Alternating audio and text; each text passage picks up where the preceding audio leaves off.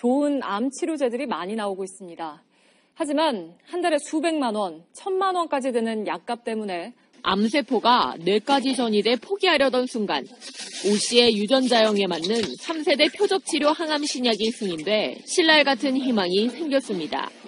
그러나 아직 오 씨는 이 약을 먹지 못하고 있습니다. 한 달에 뭐 1,000만 원에 1년에 1억 2천을 내고 먹을 수는 없잖아요. 교수님도 오죽하면은 자기는 진짜 값도 아니면 먹으라고 안 한다고 이렇게 말씀하실 정도니까.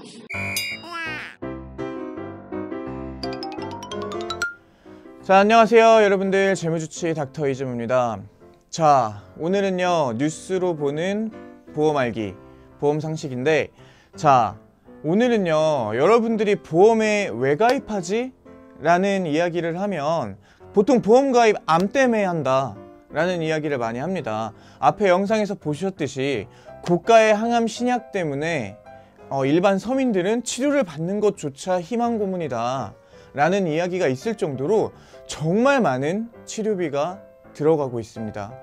자, 그래서 여러분들이 혹시 이 얘기 들어보셨나요? 메디컬 푸어, 요즘에 뭐 카푸어 뭐 이런 얘기 많잖아요. 자, 요즘은 메디컬 푸어들이 굉장히 많습니다. 여러분들이 사회초년생 때부터 제대로 된 보험을 가입 안 해놨기 때문에. 자, 그래서 여러분들이 이러한 중대 질병에서 좀 벗어날 수 있는 보험 가입의 방법들, 그리고 보험 상식들을 오늘 전해드리도록 하겠습니다. 암 자체가 되게 중대한 질병에 속하는데, 이 암을 그냥 이렇게 똑 떼기만 해도 되는 암들이 있어요. 뭐 제자리암이나 뭐 요런 암들은 그냥 똑 떼기만 하면 돼요. 근데 우리가 알고 있는 위암, 폐암, 뭐 간암, 이런 그냥 일반 암들이 있죠. 이런 일반 암들은 여러분이 생각하는 것처럼 그렇게 호락호락하지 않습니다. 거의 대부분의 암이요, 고가의 치료비와 의료비가 들어가요. 왜? 뭐 때문에? 항암 치료 때문에. 급여 항목에 포함되어 있는, 우리가 실비 처리도 되고 그리고 국민건강보험 적용도 되는 그런 항암 치료를 받으면 되지만, 아까 앞에서 봤듯이, 앞에 뉴스에서 봤듯이 3기, 4기가 돼서 막 전이가 되기 시작했어요. 그러면은 이제는 표적 항암제, 그 다음에 뭐 신약, 이런 것들을 써야 된단 말이에요. 근데 그 부분에서 다 비급여 항목이라고. 아까 뭐라 그랬어요? 약값만 한 달에 1,000만 원이고 1년에 1억 2천을 주고 약을 먹을 수 없잖아요 라는 인터뷰를 해요. 그래서 여러분들이 보험을 세팅할 때는 진단금의 규모가 커야 돼요. 내가 암에 딱 걸렸어, 그러자마자 나올 수 있는 진단금의 규모가 엄청 중요합니다. 근데 제가 뭐 보험 방송들이나 이런 것들을 좀 봐도 뭐 암 진단금 3,000만 원이면 돼요. 나머지는 실비 대고 국민건강보험 적용 받으면 그닥 필요 없어요. 과연 그럴까요?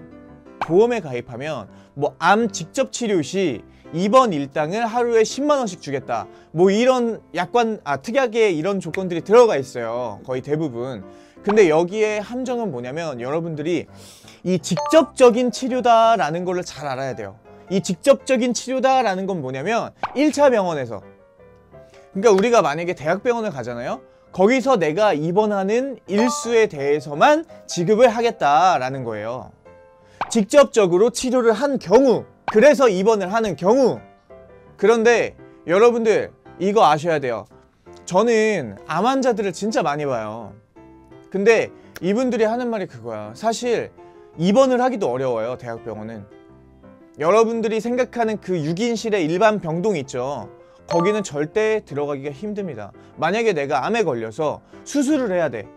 그러면 수술 이틀 전에 입원 가능해요. 그리고 수술하고요, 한 5일? 뭐 많게는 상태에 따라 다르겠지만 보통 대부분 한 5일, 일주일, 2주? 이 정도 입원하고 거의 다 퇴원을 시킵니다. 여러분들이 진단금을 많이 세팅을 해야 되는 건, 물론 암 치료가 모든 암이 다 치료비가 많이 들어가는 건 아니에요. 그런데 치료비가 많이 들어갈 수 있는 암에 걸릴지 아니면 치료비가 들어가지 않는 암에 걸릴지 우린 모른다는 거죠. 자, 그러면 생각해 볼게요. 내가 치료비가 많이 들지 않는 암에 걸렸어도 여러분들이 진단금을 많이 세팅해야 되는 이유는 뭐냐면, 암에 걸리는 순간 아무리 작은 암이어도 우리는 일을 약 6개월에서 1년 정도는 못 한다는 거죠. 그럼 소득이 없어요. 소득이. 그럼 그 소득이 없는 상황에서 우리는 치료를 해. 그럼 계속 돈만 나가고 있는 거잖아요. 그렇죠? 그리고 나서 이제 암 치료가 거의 다 됐대요. 그런데 이 암은 완치되는 경우도 있지만 대부분 암을 달고 산다는 거지. 그냥 수명만 연장해 나간다는 거죠. 그러면 종신보험, 사망보험금이 필요 없을까요? 자, 여러분들이 치료비가 아무리 많이 들어가 가족들이 빚을 졌어요.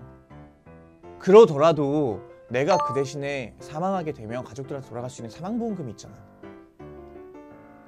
혹은 요즘에 고액의 치료비가 들어가는 부분들을 조달하기 위해서 보통 사망보험금을 주계약으로 해서 내가 아팠을 때 그 사망보험금을 80%를 먼저 선지급해주는, 살아있을 때.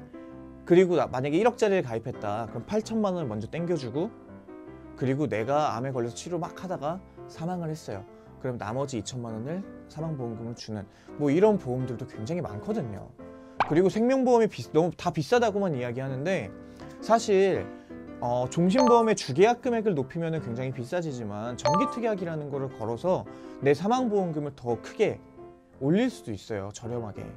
그러니까 여러 가지 이 조건들을 맞춰가면서 나한테 맞는 어떤 상품들을 가입을 해야 되는데, 우리는 그냥 암에 걸리면 필요하니까. 이 보험이 굉장히 어렵기 때문에 여러분들이 막 이야기들을 많이 해요. 보험 잘못 가입한 거 아닌가요? 뭐 한 거 아닌가요? 자, 그런데 여러분들이 보셔야 될 거는, 제일 중요한 거는 진단금이라고 제가 말씀드렸고요. 그 다음에 사망보장도 무조건 필요하다라고 말씀을 드릴 수 있을 것 같아요. 그리고 입원에 대한 부담이 요즘 많이 커졌기 때문에 입원에 대한 보장을 조금 채워놓는 거. 요즘 입원에 대해서도 잘 나오는 보험들 굉장히 많거든요. 그리고 모든 보험은 아시겠지만 나이가 들고 나서 가입하면 더블로 내야 된다. 앞으로 내가 가입해야 될 보험이 이러이러한 부분들에 대해서 보장을 채워야 되는구나 라는 내용을 여러분들이 꼭 인지하시고, 앞으로 좀 보장 자산에 대해서도 조금 여러분들이 심혈을 기울여서, 내가 투자해서 마이너스 10%, 1%, 마이너스 10%, 플러스 10% 이게 굉장히 중요하다고 생각하는 것처럼 내 혹시 모를 내 보장에 대해서도 되게 중요하게 생각을 해보시는 게 좋을 것 같습니다. 자, 여러분들이 좋은 보험 꼭 가입하시고 올바른 재테크를 해 나가시기를 바라겠습니다. 자, 오늘 방송 여기까지 하도록 하겠습니다. 여러분들 안녕.